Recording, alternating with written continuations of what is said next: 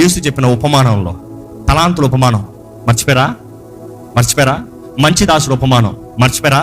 తలాంతుల ఉపమానంలో ఉంటాడు. 5-10 చేసిన వాళ్ళకి, ఫలా నమ్మకమైన మంచి దాసుడా, నువ్వు కొంచెంలో నమ్మకంగా ఉన్నావు కాబట్టి 10 పట్టణముల పైన, 10 తలాంతుల పైన కాదు, నీకు తలాంతులు ఇచ్చాను, నీ తలాంతులో నువ్వు నమ్మకంగా ఉన్నావు కాబట్టి 10 పట్టణముల పైన నువ్వు అధిపతి పోయి ఉంటావు. You will be a ruler. Ruling what? Heaven? No, 1000 years rule. 1000 ఏళ్ల పరిపాలన. అక్కడ ఉంది నీకు పోస్టింగ్.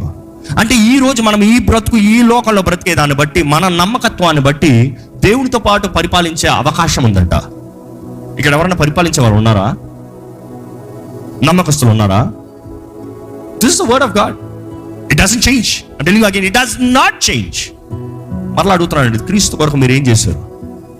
పౌలు అంటాడు, క్రీస్తు కొరకు శ్రమ పొందడం నాకు భాగ్యం, నింద పొందడం నాకు భాగ్యం. ఎందుకంటే ఇప్పుడున్న ఆ శ్రమను నేను చూడట్లే. I'm looking at the glory.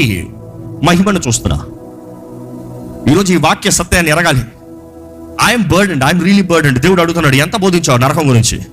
దేవా, ఆలయానికి వచ్చేవారు తగ్గిపోతారు ప్రభువా. నిజంగా నన్ను చెత్త పోతారు,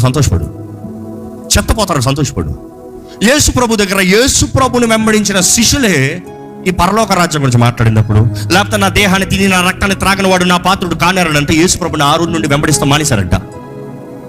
యేసు ప్రభునే వెంబడిస్తాం మానేస్తా, నువ్వేంటి అంత పెద్ద బాధపడుతున్నావు? నీకు ఆలయానికి రావాలి, మనుషులు ఆలయానికి వచ్చి ఏ ప్రయోజనం? పనికి మనల్ని వచ్చి ఏం ప్రయోజనం? ఊరకే ఏదో లాభం కొరకు దోచుకుంటానికి దేవుడి దగ్గర నుంచి వచ్చి. పరలోక రాజ్యానికి రాని వాడు ఇక్కడికి వచ్చి ప్రయోజనం ఏంటి? అలాంటి వారు తగ్గుతా. నీకు బెటర్ కదా, నువ్వు లెక్క చెప్పేది లెక్క తగ్గుతుంది. ఈరోజు నిజంగా క్రీస్తు రాక కొరకు సిద్ధపడే వరకు ఉండాలండి.